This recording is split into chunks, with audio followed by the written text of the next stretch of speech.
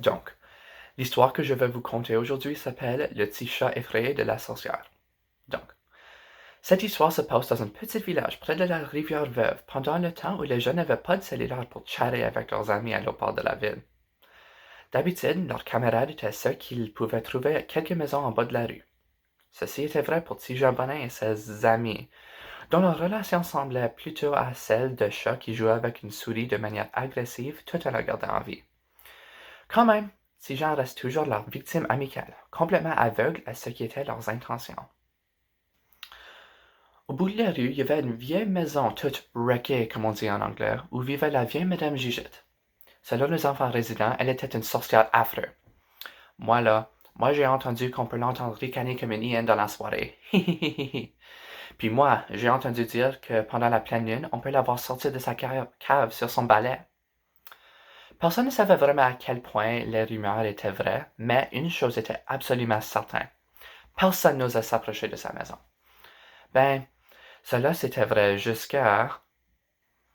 Vas-y, Tijan, saute tabarnak! Les amis de Tijan tentaient maintenant de le convaincre de traverser la porte de la clôture, puis entrer dans la cour de la vieille mère. Ben, je ne sais pas, guys. Ma mère m'a dit de ne pas entrer dans la cour des autres. Oh, tu me tombes sénard, Tijan. T'es quoi, un scaredy cat? Non, mais... Ferme ta gueule, puis vas-y! Tijan était beaucoup de choses, mais il n'était pas un scaredy cat. Il prend une seconde pour se préparer, il se trouve la confiance, il court vers la clôture puis il la traverse. Maintenant, il se retrouve à l'autre dans sa cour. Satisfait avec le temps qu'il a passé dans la cour de la vieille mère, Tijan se retourne pour aller partir. Avant qu'il puisse traverser la porte, par contre, la porte se ferme puis le frappe direct dans le face. Paf! Il sentait comme une mouche qui a tombé dans la bouche de la trappe-mouche. Mon Dieu, qu'il est innocent, hein? Disait ses amis à l'autre bord de la clôture.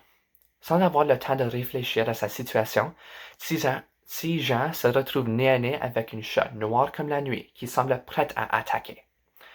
Sans prévenir, le chat l'attaqua avec vigueur d'un lion affamé, le laissant avec beaucoup de blessures. Après plusieurs secondes qui sentaient plutôt comme des années, Tijan enfin put revenir à l'autre côté de la clôture pour se s'éloigner du chat. Par de part, il a couru jusqu'à chez sa maison. Avec la porte qui a fermé sur lui puis le chat noir qui l'a attaqué, c'était preuve beaucoup suffisante pour lui faire croire que la femme était vraiment une sorcière.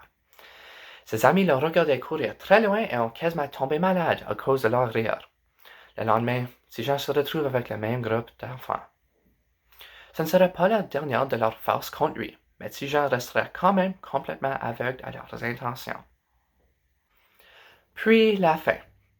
Merci pour m'avoir écouté.